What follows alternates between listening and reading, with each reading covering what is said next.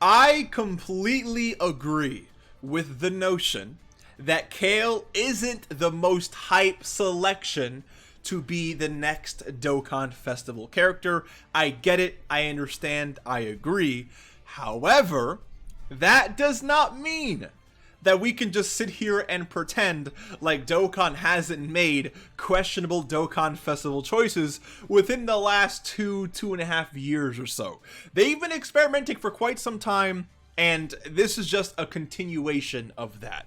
And I would argue that Kale is more hyped than other Dokkan Fests that have released in the past. To me, STR Videl, I'll definitely take Kale over Videl in terms of just character. We don't really know what Kale does yet, obviously, but in terms of just like character hype, I will definitely take Kale over Videl. Personally, I'd take Kale over the physical Bio Broly Goten and Trunks. Just like to name a few, right?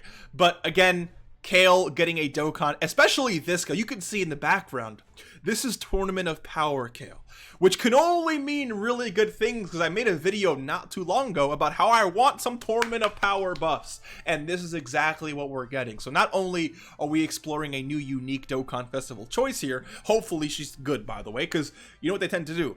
Not including Raditz, they tend to make these really interesting Dokkan Festival choices pretty freaking good. And I'm telling you right now, the Universe 6 team is not the greatest of all time, but this announcement here is hype, not just for her herself, but more so for the Universe 6 in terms of possible EZAs. And I mean, look, literally the first EZA we can think about is the Super Saiyan 2 Kale and Caulifla. I might actually make a don't fumble video for this because I can really see you know, this character getting an EZA maybe in like part 1 or part 2 of this you know, the I guess Universe 6 Kale celebration, whatever you really want to call it, right?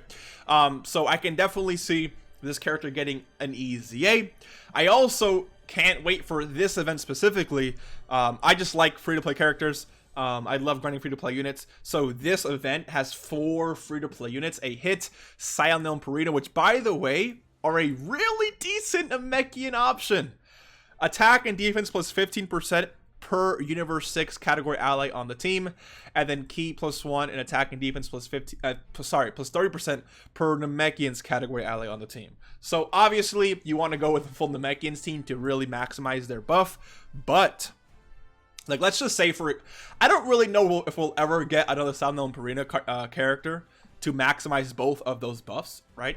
But on a pure Namekian team, this character isn't bad at all. With a really good awakening and EZA, this could be a really, really, really solid free-to-play card, or just an option for the Namekian team, right? Just to help out Namekians overall. But again, we have the free-to-play hit, we have the free-to-play Sionel and Purina, we have the free-to-play Champa, and free-to-play AG Elvados. All could easily get EZAs within the celebration. I personally would love to see it. We also have, let me delete this, we also have the possibility of STR Kefla, who definitely good on release, but you know, she's not really all that. So her getting an EZA would be absolutely amazing. Options like physical Champa getting an EZA, obviously. Int Vados, we have Boda Magetta, we have this Int hit right here who desperately needs an EZA. We also have the STR Full Power Frost here.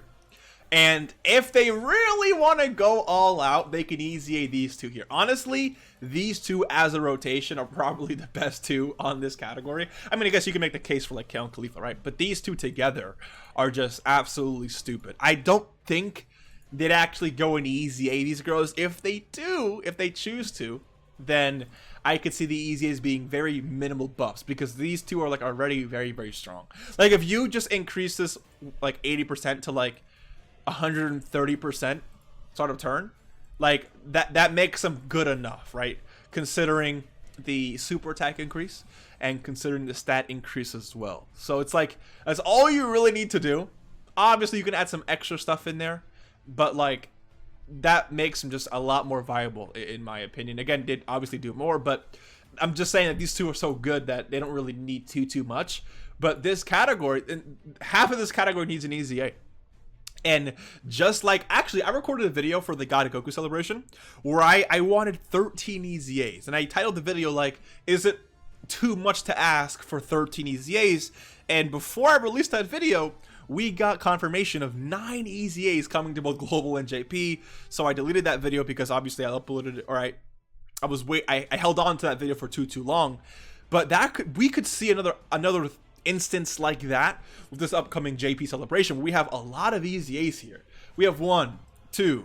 I don't really know if I consider these legitimate options. Let me know what you guys think. But let's just not include them for the sake of this video. We have 1. Let me just count them up here, actually. So we have Champa. It's 1, 2, 3. Could hit easy. They have started EZAing World Tournament characters. How old is this Awakening for hit? 2021? I'd consider him. So 1, 2, 3. Esther Keflis 4, 5, 6. Definitely not going to EZA this bad boy Kaba here. So that's 6, and then 7, and then 8, and then of course the SSRs being 9.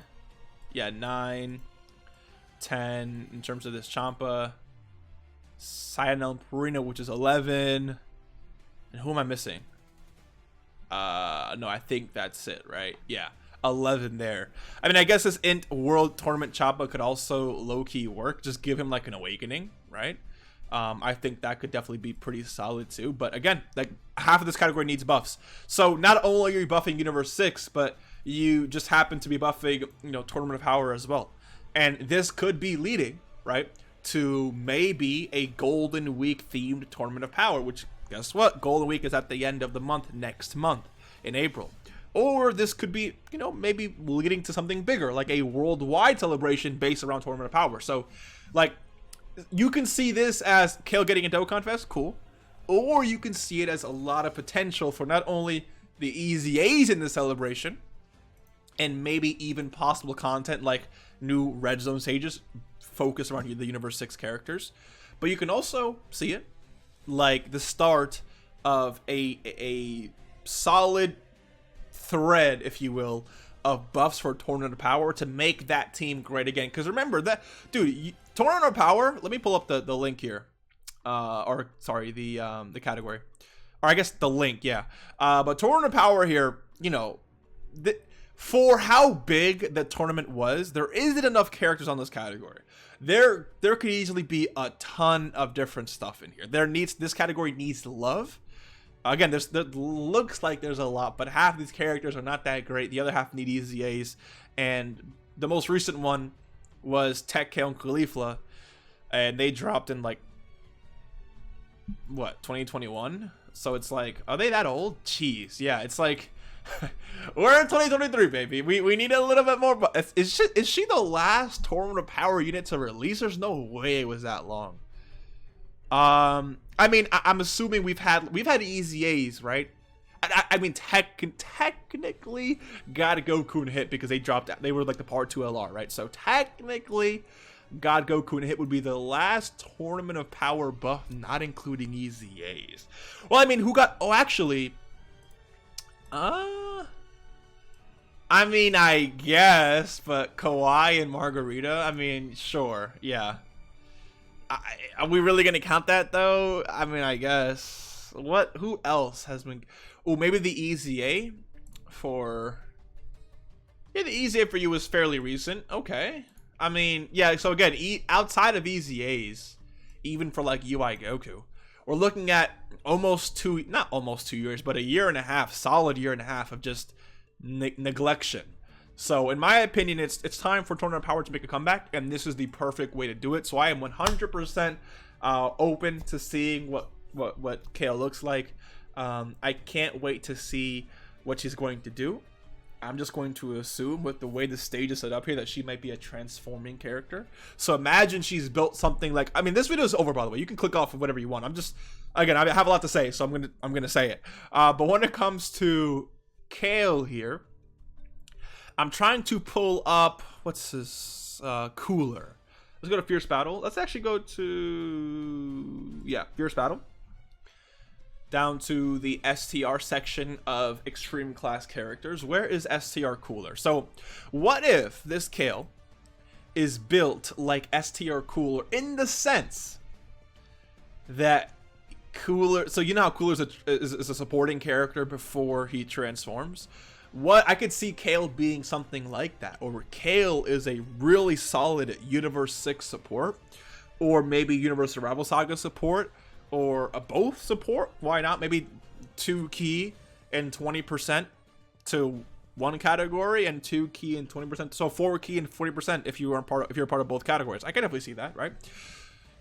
So what if she's built like that, and then when she transforms into the big buff, you know, thick Kale, then her, you know, supports, maybe she has like a key support, maybe, but she's all about just absolutely doing damage. I could really see her just being like a crit monster, with how her transformation form tends to appear in the anime.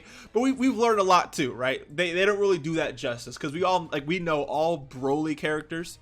Let me just pull it up just so you guys can actually see what I'm talking about here. And Broly, actually every single Broly in this game, how do I word this? Broly in Dragon Ball Z is one of the most tankiest villains I think we've ever seen.